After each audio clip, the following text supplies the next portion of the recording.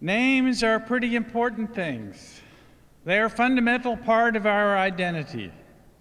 Parents spend hours poring over books of baby names, trying to find the one that will perfectly fit their baby or their family. We transgender people usually spend an enormous amount of time choosing our new names, and some of us have to try out more than one. Yet our Revelation passage today says that God has one already for us. We get upset when someone forgets or mangles our name. I cannot begin to tell you how many different ways people have come up with to spell and pronounce Wichmann. Names are a sensitive issue because they are a primary source of identity. And identity is a big issue in this culture, with the ever-expanding digitization taking place. Big Brother and big business want to know everything about us, except what matters to us. Whether we are trying to prevent identity theft or protect the identity of our children from online predators, who we are and what we choose to share about ourselves is taking on a higher profile in our lives. At the same time, we don't want to be reduced to statistics, stereotypes, and strategic interests. We do want to be known.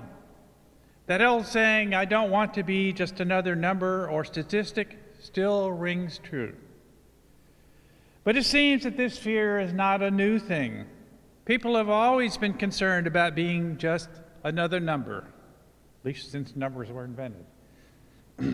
In our passage from Luke today, the demon-possessed man gives his name as Legion, a Roman military term denoting a detachment of about 6,000 soldiers plus supporters. His name was expressed numerically as we read, because many demons had entered him. But he did not say that his name was Beelzebub or any of the other names for demons that we find in the Bible. No, he identified himself as Legion because he was filled with so many demons that he could only choose a name that represented such a multitude. His name was derived from a number. Ironic, isn't it, that a person struggling for their own identity amidst a horde of demons should choose a name like that? This story we read from Luke is set in the middle of a road trip by Jesus and the disciples. Luke includes this adventure to show God's power over all things that humans can't control. As they set out across the Sea of Galilee, the famous episode of Jesus calming the waves comes first, showing the ability to tame the natural world. Then comes this passage where Jesus tames evil and demonic powers. Then Jesus heals a hemorrhaging woman and raises Jairus' daughter from the dead, demonstrating power over sickness and death. By the end of this trip together, Jesus has mastered some of the most persistent difficulties of the human existence: nature, evil, and death, and does it all even on enemy turf. You see, the region across the Sea of Galilee where they landed, near Gennesaret, was a Gentile area, as the pigs in the story indicate.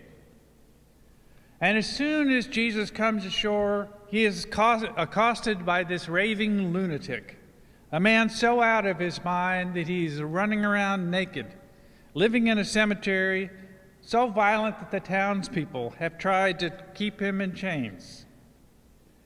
Jesus hardly has a chance to get 2 feet on dry land before this man comes and gets in his face, screaming at him.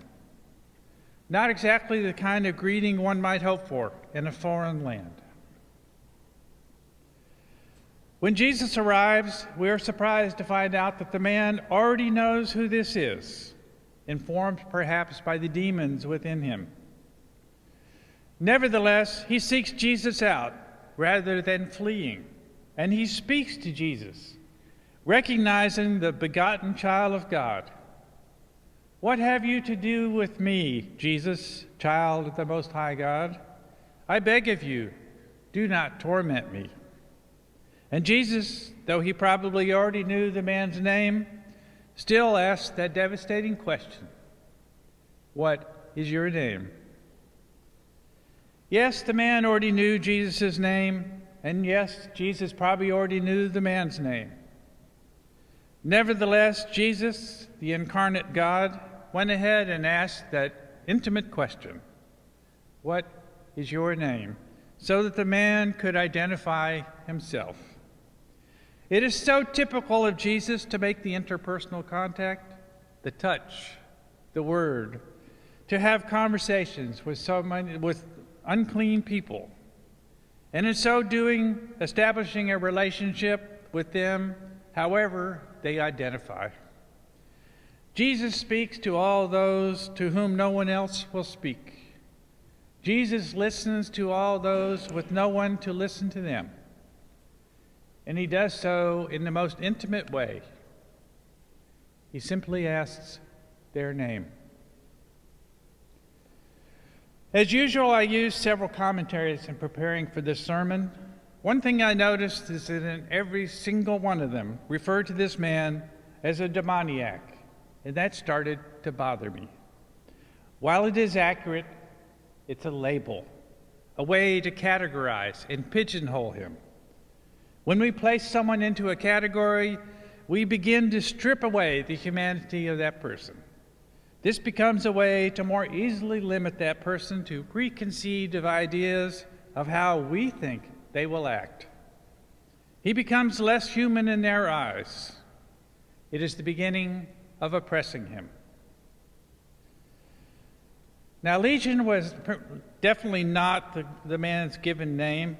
I'm sure his parents didn't name him Legion or Battalion or even Regiment. No, his name was probably Gaius or Philip or some other proper Greek name. But Legion was the name that he acquired, kept, and used. Legion was not a nickname or an affectionate moniker. It is more like a stigma, a label, or a curse. But more than that, it was how he had come to identify himself. He had lost the connection with the name that his mother used to call him home for the evening meal, the name that his father spoke sternly when he misbehaved. All that was lost to the way he felt inside, full of demons and evil and pain. His very identity had been taken over by his torment. He could only call himself Legion at this point. Legion is not the only one who has a name that says something about them. Many of the proper names in Scripture are based on certain meanings. Isaac means he laughs. Even Jesus means God saves. Many of our last names today are a result of our ancestors' occupations, like farmer, tailor, or smith. Even many of our first names have roots in specific meanings. For example, Nancy comes from the word for beloved in Hebrew. But Legion describes the way that the man felt about himself. Legion was a man who believed his condition, believed in his hopelessness and despair, believed that his situation was as good as it got. Legion was indeed a severe case, but he is by no means alone. I wonder sometimes how much we are like Legion. Perhaps we're not running around naked and screaming at people or living amongst the gravestones in the cemetery. Although in the gay community, you never know. Perhaps we don't go around naming ourselves after our problems. I certainly didn't name myself dysphoria. But I suggest that each of us has a name for ourselves based on our self-identity. We may never speak it out loud. It may be too hard or painful to recognize or admit, but I think it's there. It may change over time. It may come and go. It may be buried under years of denial and repression, remembered only recently. But who among us hasn't been wounded by self or by others? Who hasn't suffered from nagging questions about the value of their very self? Who hasn't wondered about God's ability to love them in the face of their own sin or the sin heaped upon them? In the face of Jesus' question, "What is your name?" how would you answer? Legion called himself that because so many demons had entered into him. Maybe your name is Crisis because there is so much stress in your life that you run from place to place putting out fires instead of spending time doing what you enjoy but never seem to find time for. Maybe your name is Blues because you are depressed so often and so severely that you can barely get out of bed in the morning and you break into tears at a moment's notice. Maybe your name is Exhausted because there are only so many hours in a day and the demands on them far exceed your ability to squeeze even one more minute out of them. Maybe your name is Trauma because you experience so much of it every day and no amount of explaining or rationalizing it makes it go away. Legion accepted his name as a way of life. He didn't ask Jesus to drive out the demons. In fact, he was so helpless that he felt like Jesus was playing with him, taunting him, tantalizing him with the possibility of his power over Legion. I read this passage to say that Legion felt so unclean that the purity of Jesus' own spirit made him feel more unworthy of love and respect than before. That Jesus' presence was a mockery of his pain, showing him what he could not even hope for. But look what happened. A long time ago, Jesus landed on the shore of a foreign land, saw a man in torment, began to heal him, and asked him his name. Jesus does no less for us today. Jesus lands on the foreign shores of our hearts, the places most removed from Jesus' own homeland, farthest from the presence of God. Christ sees us in torment, whatever that may be, whatever hurts, betrays, or disgusts us most. Jesus begins to heal us before we even recognize him, before we can even begin to hope, sometimes even before we know something's wrong. But we recognize Christ when they come, and we are terrified and humiliated by the holiness and presence of the divine healing heart in the face of our bruised one. And then Jesus asks our name, and we can but stammer, Legion, or Crisis, or bruises, or trauma. And then we know that Christ loves us. Jesus comes to challenge and exercise every power, every demon that prevents us from living fully and freely as human beings created in the image of God. Jesus claims sovereignty over not just our souls, but over our very lives here on this earth by using that most simple technique. What is your name? The beginning of faith is that moment when we know that God cares enough to ask our name, to become intimate with us, to love us in spite of the condition of our heart.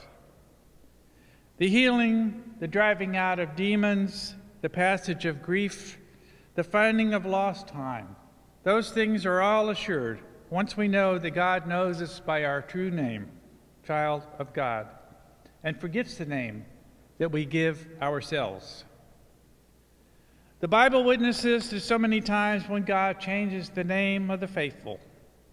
Abram became Abraham, and with it became the blessing of a multitude of ancestors. Jacob became Israel, and the Hebrew people carry his name to this day. And Simon the fisherman became Peter, the rock, the foundation of the early church. Legion became the man who had been possessed by demons, and he sits at the feet of Christ, clothed and in his right mind. As followers of Christ, we need to remind ourselves that Christ asks our name not just once, but again and again. Whenever we name ourselves and ignore the name that God has given us, He is always coming to us and asking that question, "What is your name?" As if to say, don't forget that your real name is child of God. And our faith is born or reborn every time Jesus asks. Whether it is the first time or the latest time, listen for Christ asking, "What is your name?" Amen.